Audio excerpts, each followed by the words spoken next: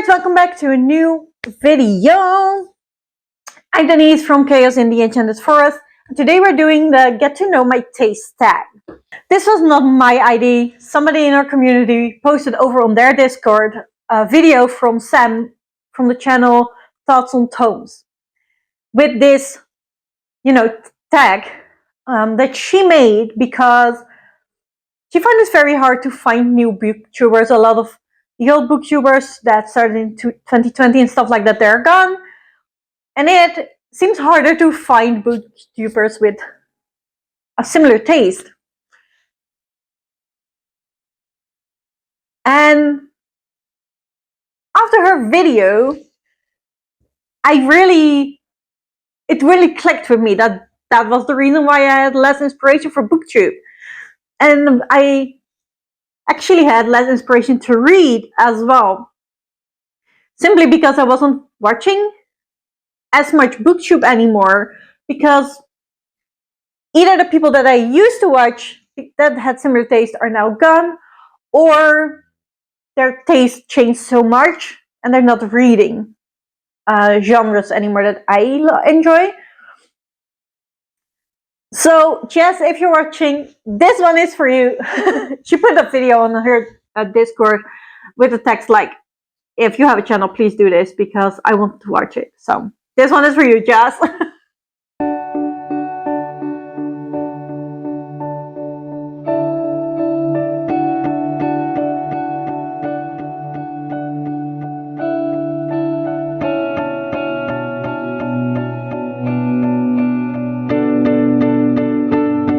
Like I said, this tag is created by some from the channel Thoughts on Tomes, as well as Marie from My Name is Marinas. Thank you for creating this. It seems really interesting, really fun. I did struggle with some of the questions though, so it's going to be an interesting one. First question is, how do you rate your books? This one wasn't that hard. I do use the star method.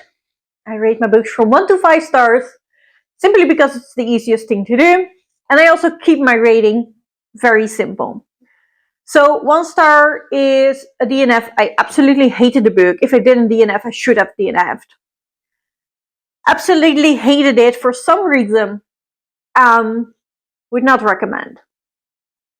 2 stars for me is didn't enjoy it at all.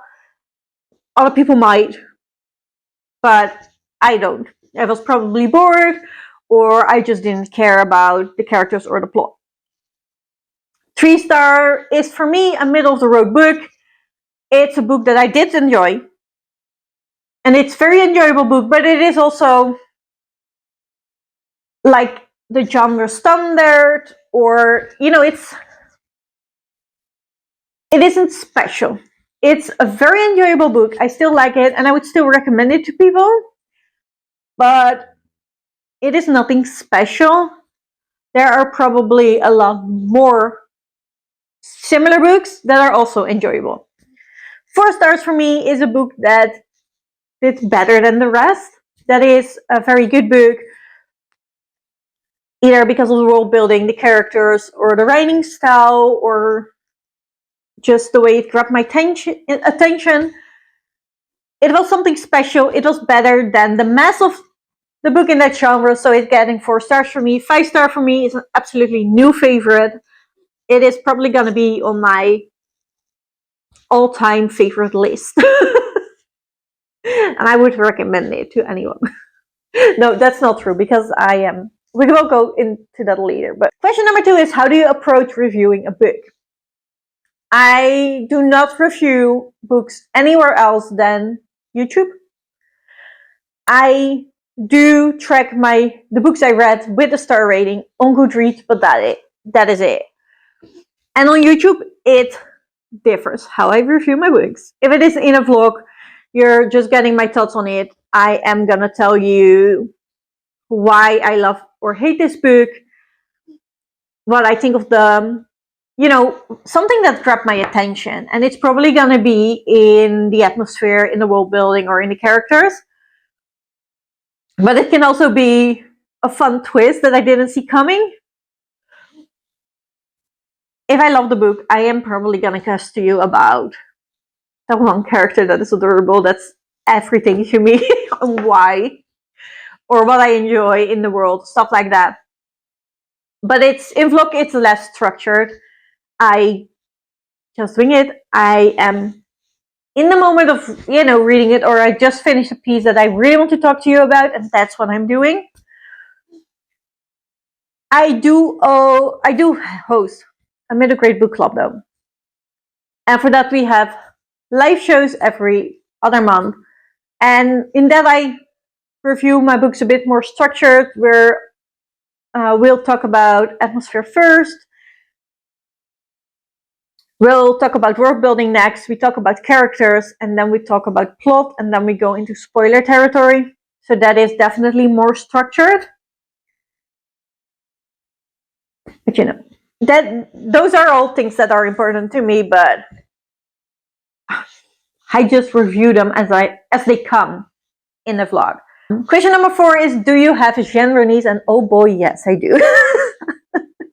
I honestly think I'm a very niche channel, and that's also why I have a hard time finding people that are exactly my reading taste. I basically have 2 modes. I either am in a very whimsical, cozy mood, and for that I want to read middle grade fantasy, which is the harder part. A lot of booktubers that read middle grade fantasy have stopped reading middle grade, which I think is a shame, because they're more often the books with very important themes. Self-discovering, belonging somewhere, caring about the world around you, talking about disabilities, talking about racism, stuff like that is, I find more often in middle grade than in any other book. And they're really the books that hit my heart, makes me feel comfortable, makes me feel cozy. And I think they're very enjoyable, even as an adult. The other side of the whimsical cozy vibe for me is definitely fairy tales and the retellings.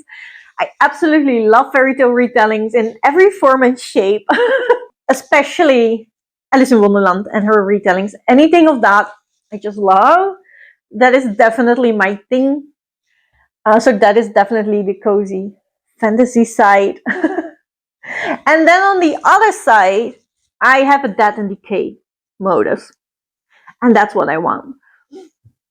In that modus, I mostly read Gothic horror. Both the classics like Frankenstein, Rappaccini's Daughter, Dr. Jekyll and Hyde, Dracula, Camilla. Those are all classics I love, but also their retellings. And then, specifically the Kingfisher does Gothic horror retellings very well. I loved What Moves the Dead. I loved Hollow Places. I love the Twisted ones. She has so many of the good ones. And then I do read horror. But with that, I am still finding what kind I really like. I do like paranormal horror. I do like haunted houses and stuff. That's definitely something I like. Darcy Coates is good for that. And then both sides mix. I absolutely love horror retellings of fairy tales. That is so enjoyable to me. Like Gretel, this is definitely a horror retelling of Hansel and Gretel, and you kind of follow the witch. That's really good. I really enjoyed that one. But I also love middle grade horror, and sometimes they're spookier than the adult ones. For middle grade horror, I absolutely loved Evelyn Jones by Phil Hikes. I love Small Spaces by Catherine Arden. So yeah, those are my 2 sides that I have the most prominent on. In the Gothic horror department, Frankenstein is my most favorite book. Any Frankenstein retelling I will eat up. I very much enjoy them. But I do think both of these are very niche. And I think the combination of them is even worse. I can find horror people, and I do follow a few people that have similar taste in horror than I have. But especially the middle grade side is lacking right now. So if you are a middle grade lover like me and you have a channel, please leave it down below. Let me know, and I want to check it out. Question number 5 is, do you generally love plot-driven stories or character-driven stories? And I found this a hard one, but I think I have to go with plot. Because I am an impatient reader. And if nothing is happening, I will get bored. Where there might be, exceptions. If you're now going to write a book about my favorite characters of all time that I already deeply in love with, and we're just following them and nothing is happening, I'm probably gonna have a good time. But that is because I already adore them. And I have already learned to love them by the actions they took in a plot-driven story. And I can read a book if I hate characters, but I meant to hate them. Like that is an important side note. If I do hate characters, I don't care what the plot is, I'm not gonna read it. So this was a harder one for me, but I do think I have to go with plot. Something needs to happen in a book. Question number 6 is, what is the book that you love so much that you don't care if other people don't like it? And that for me would be Marissa Meyer's Heartless. This is an Alice in Wonderland retelling. It is a very typical YA, and I don't care. This is the first book that made me cry, and that is special to me. I absolutely adore the character. I adore the world building in this book. I love the cozy baking vibes in the beginning, and then the literally heart-ripping experience in the end. This book will break you. It broke me, but I love it. Those characters will be forever in my heart. I don't care what you say. I love this book so incredibly much. Yeah, this is probably one of my, if not the favorite Alice in Wonderland retelling of all time. So, question number 7 is, what is a book that you love so much that if somebody else does not, you're not gonna vibe with that person? And I'm not like that. You can hate my favorite books and I can still vibe with you as a person. So, and I think Sam did this as well, but I like to interpret this question as, what is a book that is so incredibly me that if you do not like this book, you're probably not gonna like my reading taste? For that, you can put in any T. Kingfisher book. I am absolutely talking Nettle and Bone. This is a darker fairy tale that is very sarcastic. It has very sarcastic, sassy characters in it, which I absolutely love. It has a demonic chicken in it. It also has a fairy godmother in it, but then there is, cannibalism in it. And it still follows the structure of a fairy tale. I absolutely adore this book, 5 stars. I think Pinch of Magic by Michelle is, this is my favorite middle grade book in English. And this book is so well, like, I'm a reader, I'm not a writer, I don't know a lot of writing style, but I can see if a writing style speaks to me on a very different level than other books, and this book did that. The world building in this book is so incredibly well done. The atmospheres set in this book are actually very grim. she does not shy away from bringing those kids in actual dangerous situation. And these books in this world, in the world, there is so much lore, and the way you learn about it is so organic, and you all get this while following these three sisters. This is the best sister bond I have ever read. I love any of those three sisters. We have the eldest, the responsible, the pretty one. And then we have the middle sister who is very adventurous, very rule breaking. I absolutely love her. And I love, the older sister. And then we have the small little one, which is just sassy. She loves animals. She keeps just doing what she thinks is right, even if it is not allowed. Like, burying rats in the flower bed of her older sister. Because, her flower bed looks nicer, so the rats will be more happy lying there. She thinks that they deserve it. Then there is this badass sassy granny that I absolutely adore. She's very headstrong. But there is just so much to this world, and there is so much lore built in this world that you learn organically, and it's not forced. It's such a ride. I adore these books. I think this is a very good example of my middle grade taste. If you don't like these books, maybe not take my recommendations. Maybe not. But if you do love these books, we're probably good.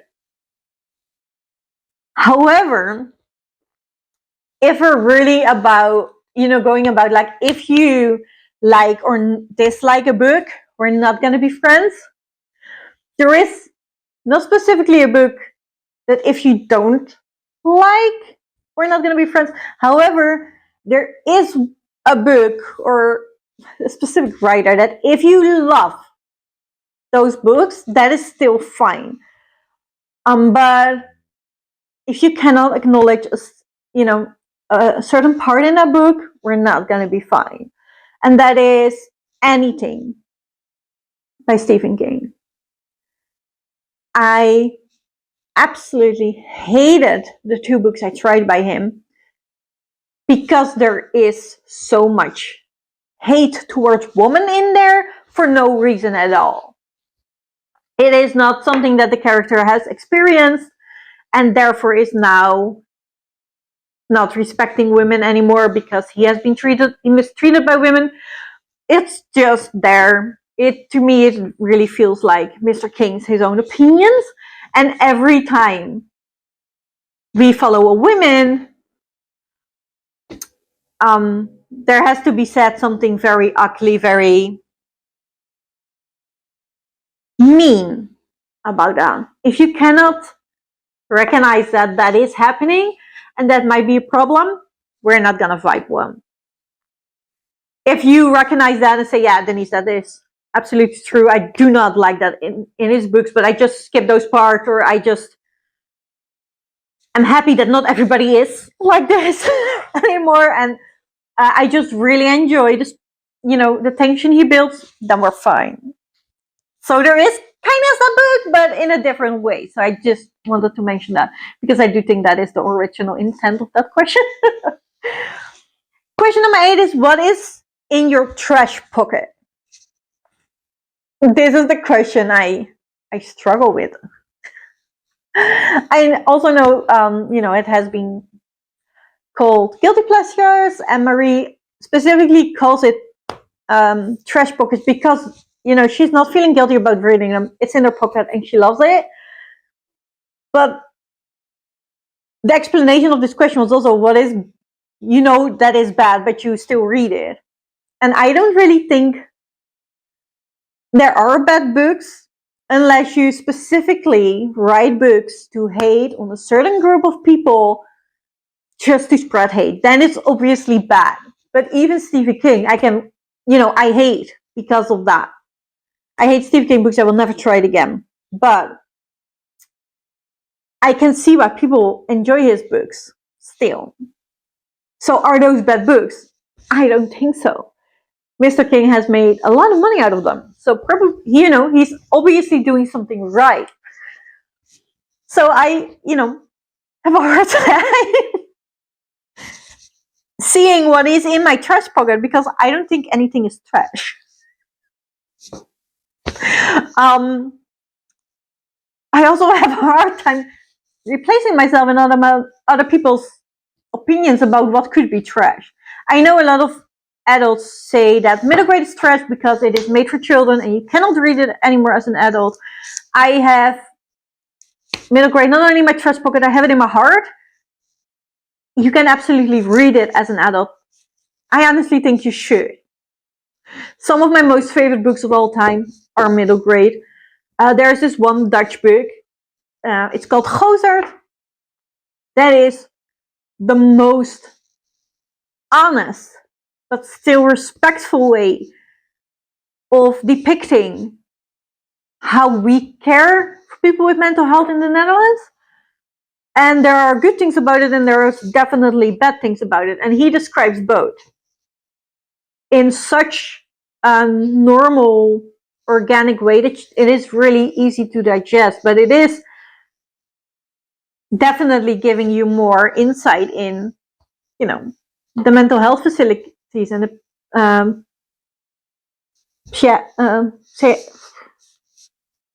I don't know. The English word escaped me. Especially the pronunciation of the English word escaped me. But that is a Middlegrade. I think every adult should read it, especially if you work in a field or if you have a child with a mental disorder like ADHD or autism or anyone in you should read it, even if you're an adult.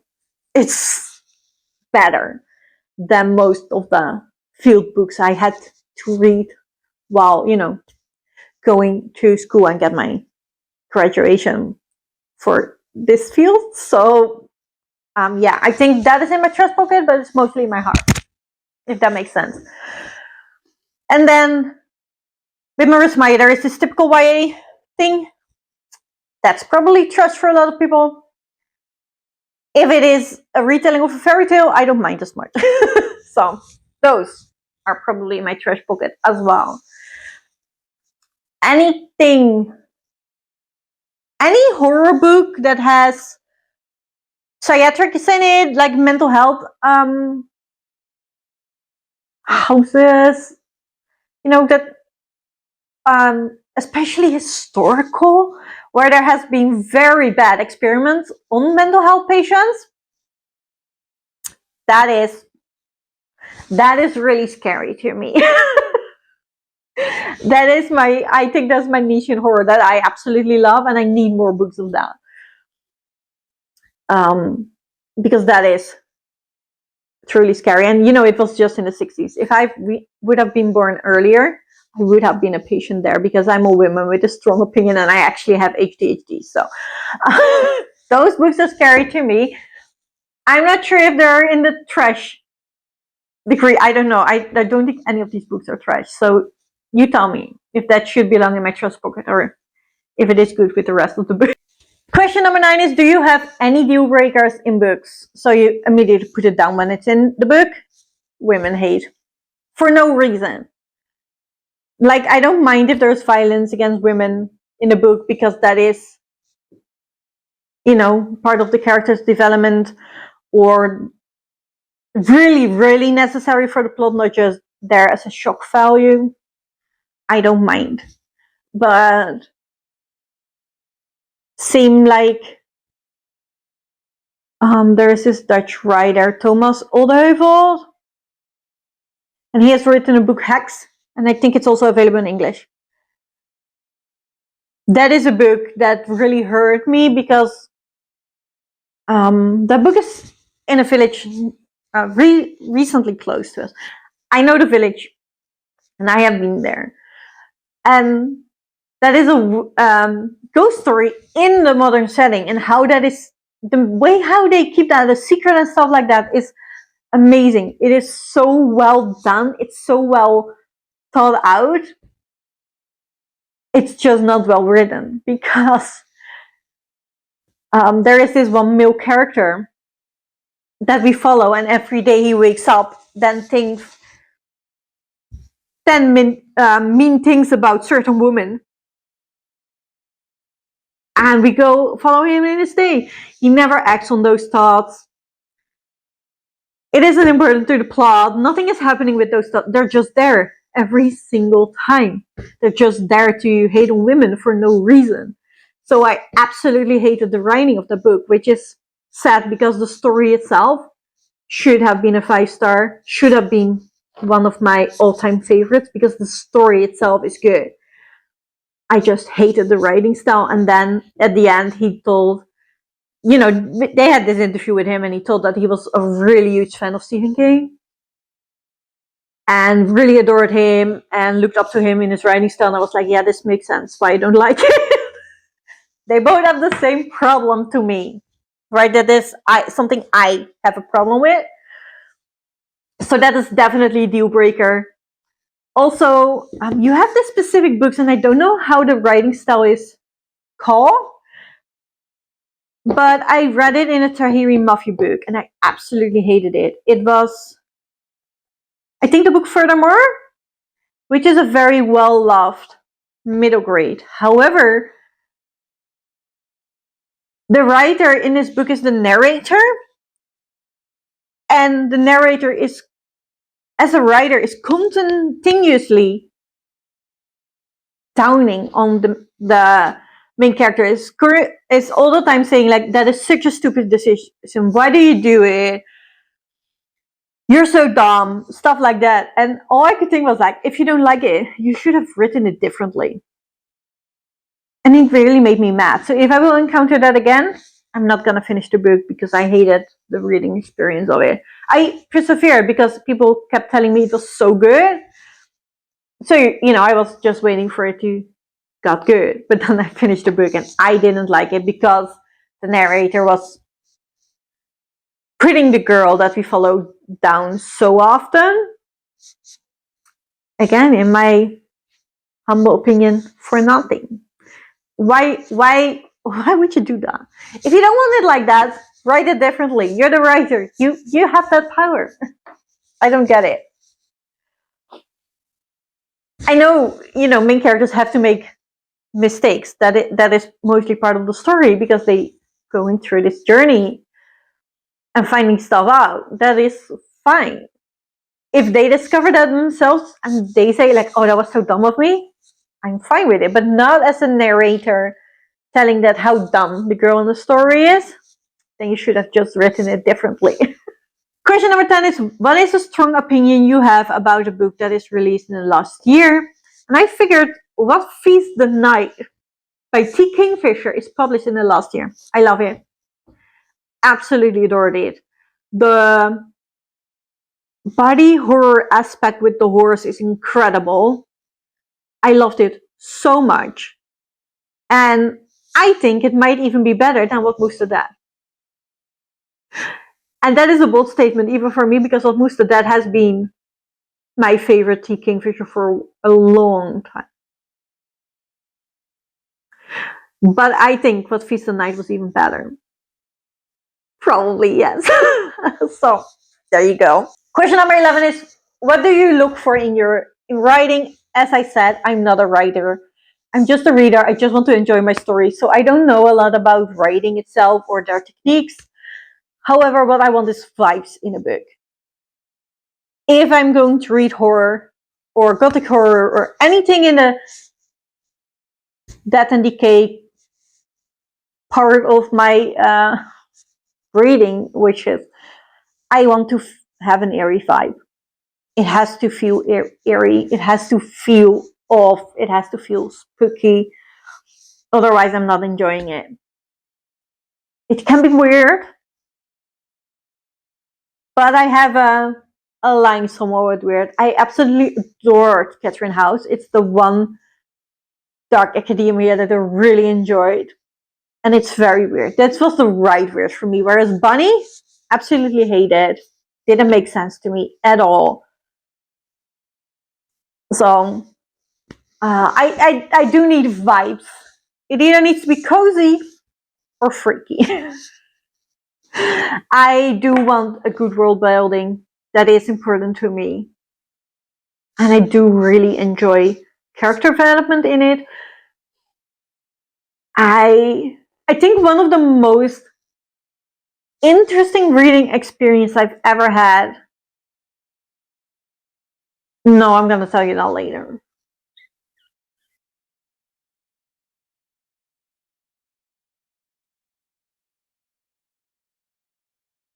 What do I look in for writing?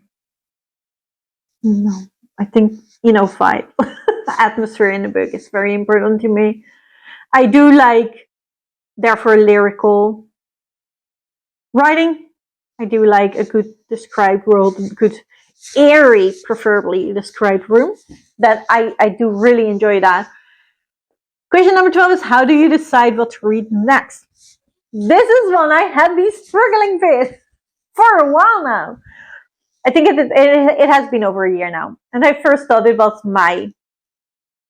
I have been ill for over a year as well. So I thought that was it. And I still do think I have less concentration. And that's why I can't really read physical books right now. But since seeing this tag, I honestly do think that it is because I haven't been watching YouTube or booktube specifically a lot anymore. And I kind of miss the inspiration to read or the excitement to read certain books.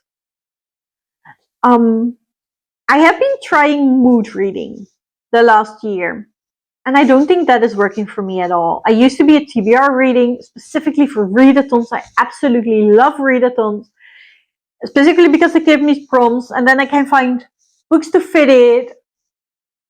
It is making me excited to read them, by talking about them and filming a TBR video, but also if a lot of people in the community are making TBRs and, recommending books that fit, so we end up reading some of the same books with other people, that really motivates me. So if a friend asks me, like, would you want to read this? Yes, please, I will do so. Absolutely. I will. But I think making TBRs is better for me, and I should get back into that. Maybe that would actually help with my I'm not reading problem at the moment. I do now really focus on booktube content. So I am now really trying to pick a theme, make it a vlog, and that is how I pick my books. And I do think that themes really work well for me. But I feel like I might miss the community aspect for a bit. We still have a very active community on the Discord, and I absolutely love it. But the people that make booktube content on there have very different reading tastes than I do. So I do think I've missed watching booktube of people that actually enjoy the same books as I do, specifically middle grade. And otherwise, obviously, if my favorite author has new books out or they have a backlist I haven't read yet, that is a good reason for me to pick up books and I will just make a vlog, around it. If there is one book I really want to read, I'm just gonna find books with a similar theme to make a theme vlog out of it. I think themes work really very well for me. Question number 13 is, where do you get inspiration from your booktube content? And I think this is, I realized because of this tag, kind of the same thing.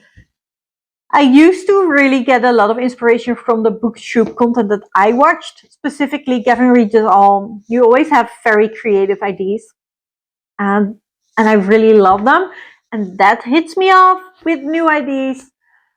But I haven't been watching booktube lately, and I think I kind of miss that. And now I really get my ideas from other content on YouTube. I do watch a lot of knitting and crochet podcasts, and they have a weekly or monthly or bi-weekly update. And that's what I incorporated in my channel. That's why I'm now trying to bi-weekly update you about what I've been reading, what I've been making. If I bought anything interesting, I will show it to you. If I've watched a good series or a film, that's where we talk about it. So I do think I get a lot of ideas outside of booktube for content. And I also, like I said, if I find a good book that I really want to read, I just continue in that theme. And I think that is also seasonal stuff. I am a very seasonal person. I like decorating for seasons. I don't know, it keeps me in the know, sort of. So normally, I'm filming this in March. It would have been Middlegrade March for me, so I do kind of want to make content for Middlegrade books because of Middlegrade March. Next month is April. April is halfway to Halloween, so I would like to make more spooky content then. And then I do host readathons, and where I get a lot of inspiration specifically for those and their prompts is from the booktube community on Discord. We talk about books there almost every day. It is way more accessible than YouTube, where you can only leave a comment, but you can't really have a long conversation or just any conversation with each other. And Discord does provide that. So there's a lot of chatter in the community about what they're reading, what I'm reading, what people would like to read. That's how we mostly get out. Or that's why we now have Middlegrade book club. That's how we get to crew books from readathons. That's how Camp Enchanted started. The readathon that I host like 3 or 4 times a year, where you can earn literal badges by doing stuff, by reading books, but also by doing outside activities, taking care of nature, stuff like that. Because the Discord is definitely more than just a booktube community. It is our bookish community. We all have found each other through the books we love, and through readathons, and through same booktube creators. But when we were there, we also found out that a lot of us love to walk in nature, or a lot of us do care a lot about nature and want to be active about preserving that. But also a lot of us love baking or knitting and crocheting. So it has gotten so much more than booktube. And my channel has become more than just books because of it. And I think that's where I get a lot of my ideas from content creation. This is how we got in this video, because one of the bookish community members posted this video like, please make it. Anyone that has a channel, please do, because it's so much fun. That's how I mostly make my content now. Question number 14 is, if you could make one book go viral right now, what would it be? Well, I have multiple. I didn't do one really well. First off is Witch Park by Dominique Villante. This is a Middlegrade book, and it's amazing. This is a historical Middlegrade fantasy about a magical house with his own character. Like, he has a mind of his own. He has opinions, and he can make them very clear to you. But also, this house has a wyvern in it that kind of takes care of the house, but also the house is built on the graves of many wyverns, and that's where it gets its magic from. So the wyvern is tied to the house. And then we follow this young girl, and her mother died. And her mother was a witch, and she was bonded with the house, so the house could contain herself. Like, if they're not bonded with a witch, they lose their magic. The kid is now supposed to be connecting with the house. However, in the magic test, she got told that she had no magic, so she can't bond with the house. And we're now following her and her wyvern into this whole adventurous secret magical markets, and she's going to, she's trying to get lessons from this banned witch school that basically says everybody has magic. The government is just not allowing everyone to have magic. Sometimes you get bound and you need to unbound yourself, and then you can have magic. So she is now trying, in a desperate attempt, to get her magic because her uncle really wants the house, and he's been trying to do that for years and years and years now. But at this point, he abducted her father, so she would give him the house. So she is literally trying a forbidden way to get her magic to bond with the house so the house don't die, and she will save her father. It even has this ability wrapped in there, but it is so cute. It is so cozy. The house is a bit sassy. I love the house. It has such a lovely character. And then the wyvern is so timid, but the like the wyvern is, and he will do anything for the girl. He is very loyal to her, and he's like, well, I know a secret magical market. And he's like, but I never would have guessed I was going there because I like those better in a good book with my tin of biscuits next to my claw. And I just love it so much. Every time I pick up the book and I read one sentence, it makes me happy. It makes me laugh. It has so much humor in it, but it also has a bit of knitting and crochet mixed in. That with a magical house and wyverns. I just love it, and I think it deserves all the love. And I know Dominique had more ideas for Starfell, but she wasn't allowed to write more books because she didn't get enough recommendations or ratings on Amazon. So the publisher said no. So I really hope this book will do so amazingly well that she is allowed to write anything she wants by her publisher. I really, she's such a good writer. This book deserves all the love. And then I would also really like Mina and the Vampire. Or do I have them here, or are they in the attic? This is a YA series about vampires in New Orleans and vampire hunters.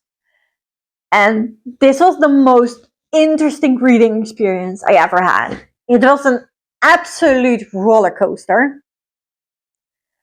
And I ended up finishing the trilogy in like a week. I don't know. It was the most interesting experience I ever had. I got into these books and they're very easy to read. They're very fast to read. So that makes it more addicting, right? And at first the books, like stuff were happening, I was like, oh no, this is going to be typical YA. Oh, I know who's done it. I know what's going to happen here. This is it. It was not that at all. Amy did a really good job and lulling you in a false sense of security and then making the book totally different than you think it was. I absolutely love it when writers can do that. But if we're talking about atmospheric books, these books are it. The vampire setting in normal day, this time, vampire scene was so good. All the reference to, vampire lore, very, classic vampire books, but also a lot of 80s and 90s horror reference. It was so, but not in a, if you haven't seen it, you don't know it. Or if you haven't seen it, it's not funny or not. It didn't mind if you haven't seen it. It didn't make the book less if you haven't seen everything. But like, these characters that we follow are insanely horror fans. They love anything horror, so it is very organically put in there. And then when you find little headworms like the Addams Family and stuff, I just love it. And every time I thought, like, this is a very typical YA and we're going this route, we did not go that route. They were really good. But then they also had this very addicting aspect that a lot of people call potato chippy books or fast food books. Like, you know, they're not good for you, but you really want them. But I don't feel like that is... I have a hard time saying that because I do honestly feel these books were really, really well written. You know, Amy wanted this to happen and she accomplished it. I think that is what is going on. So I don't want to say that the book is bad for you. I say you should read it. They're just a bit addicting. So maybe get the trilogy before you dive in, because you're not going to stop at one book. If you have the same reading taste as I do, that is. Also, I will link her because Amy McCall has her own channel. She does weekly reading sprints. So if you want to join in, go ahead, give her a follow. She absolutely deserves it. But it is... her books are really, really good. And for that alone, she deserves to go viral. However, Amy herself is a very lovely human. I have the opportunity to talk to her a couple of times. Again, mostly online. She is in the UK. I'm not. But she feels very true. And I think she's just a lovely human. So for that, I would, I really hope it happens to her even more, because she is a lovely human. She deserves it for her books. Her books are really good. But she's also a lovely human. So if I, can put anything on this list, please also give it to this lovely human. And then there's one more, and that is The Beanstalk Murder by P.J. Bell. I think Mr. P.J. Bell is very underrated middle grade author. I absolutely loved his Train to Impossible Places series, which is a trilogy about a magical train that goes to magical places. So you see a lot of world building. You see very many and very different fantasy lands. And there is this magical plot going. It's really good. But he now has written another book that is The Beanstalk Murder. And this is exactly like it sounds. A fairy tale retelling of, the fairy tales we love with a murder twist. And this one is based on Jack and the Beanstalk. And it is really good. There is a lot of humor in these books as well. They were adorable animals. We follow two girls that hate each other. They obviously get friends. It is a middle grade. You can expect that. And he will deliver that. He will deliver it in a nice way. It isn't forced. But one of the girls, her magical ability is to talk to animals. So we see a lot of cute animals in this. With their, she's getting help from mice and rats and pigeons and bees. It's very cute. And then, there's also these two girls in a world of giants, because they're trying to solve the murder of the giant king that fell down on Earth. And there are so many little things of different fairy tales thrown in there. If you love fairy tales and you want a cozy, whimsical book with a little bit of murder, you should read it. And it deserves to go viral. I think he's very underrated. And more, if you like middle grade, you should definitely try Peachy Bell book. Last question, number 5 is, who are booktubers that have similar taste to you? And this is where it gets hard, because most of them quit. I already met Gavin from Gavin Read It All. He was my main source of inspiration for middle grade. However, he unfortunately doesn't read middle grade or make middle grade content as much anymore, or barely. However, his horror taste does quite relate to mine sometimes. He also loves Gothic horror, but that's the only thing we now have in common. Then I did mention that a lot of, or some of the people in our community do have channels, so I would like to name Barbara. Barbara, go do this stack, it's so much fun. But she has a different taste than I do.